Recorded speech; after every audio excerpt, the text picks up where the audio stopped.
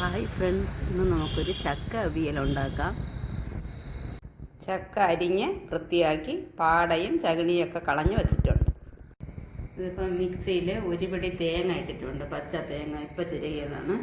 കുറച്ച് ഒരു അര സ്പൂൺ ജീരകം, 2 തണ്ട് കറി ലീവ്സ്, പിന്നെ ഒരു അര സ്പൂൺ മുളക് പൊടി, ഒരു 2 പിഞ്ച് മഞ്ഞൾപ്പൊടി, പിന്നെ ഒരു 2-3 അല്ലി വെളുത്തുള്ളി ഇട്ടിട്ടുണ്ട്. പിന്നെ ഈ കറി ലീവ്സ് കുറച്ച് കൂടുതൽ ഇട്ടിട്ടുണ്ട്. അതിൻ്റെ കൂടി ഉപ്പും കൂടി ഇട്ടിട്ടുണ്ട്. ഉപ്പും കൂടെ ചേർത്തരയ്ക്കുമ്പോൾ നമുക്ക് ആ കറി ലീവ്സിൻ്റെ പച്ച ചുവ വരില്ല. അതുകൊണ്ട് ഉപ്പ് ഇതിൻ്റെ കൂടെയാണ് ഇട്ടിരിക്കുന്നത്.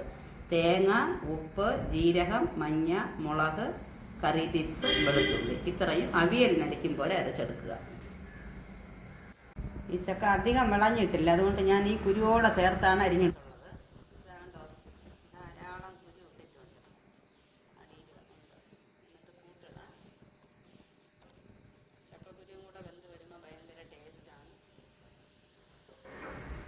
കുറച്ച് വെള്ളം ഒഴിച്ച് മിക്സി കഴുകി ഒഴിക്കും.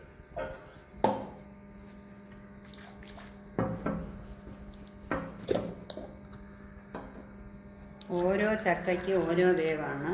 ഇതിനല്പം വെള്ളം വേണം. നമ്മൾ ആ ചക്കയുടെ പ്രകൃതി അനുസരിച്ച് വെള്ളം ചേർക്കുക.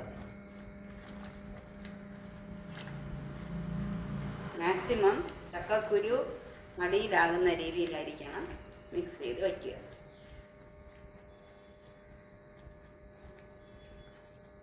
അല്പപ്പൊടി വെള്ളം ചേരും. മുങ്ങിയിലാണ് വെള്ളം ഒഴിച്ചിട്ടുണ്ട്. ഇനി ഇത് ഗ്യാസിൽ വെച്ചാണ് വേവിക്കാൻ പോകുന്നത്. ഒരു 10-20-25 മിനിറ്റ് മീഡിയം ഫ്ലെയിമിൽ നന്നായിട്ട് വേവിച്ചെടുക്കാം.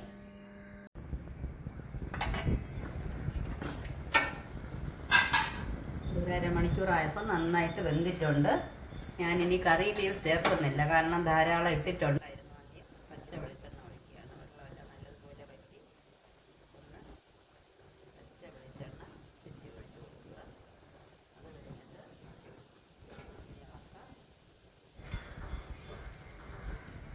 ഈ ചക്കയുടെ പ്രകൃതം ഇതാണ്, അതായത് കുഴയില്ല. ഇങ്ങനെ ഒറ്റയായിട്ട് നല്ല അവിയലിന് സൂപ്പർ ചക്കയാണ്. നല്ല മണം. ഇതാണ് ചക്ക അവിയൽ റെഡി ആയിട്ടുണ്ട്. എല്ലാ ഫ്രണ്ട്സും ട്രൈ ചെയ്ത് നോക്കണം. Okay friends, please share and subscribe. Thank you.